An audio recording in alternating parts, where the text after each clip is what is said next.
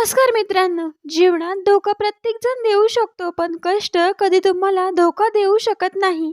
कोणी समजू अथवा न समजू काही फरक पडत नाही, पण ज्याच्यापासून अपेक्षा आहे तोच नसेल समजत तर खूप दुःख होतं. जेव्हा कोणाला आपल्यामुळे त्रास होत असेल तर त्याच्यापासून लांब राहणं चांगलं. आजकाल कोणाला पसंत येणं खूप सोपं असतं, पण कायम त्याची पसंत बनून राहणं खूप अवघड असतं.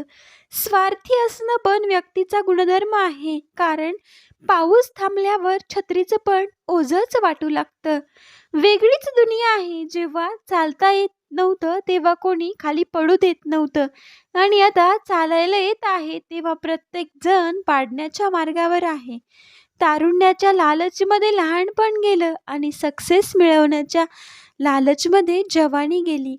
घड्याळाचा टाइम सुधारणारे खूप मिळतील हो, पण स्वतःचा टाइम सुधारावा लागेल तो स्वतःलाच. नाराज तर तेव्हा राहू जेव्हा तुम्ही दिसाल.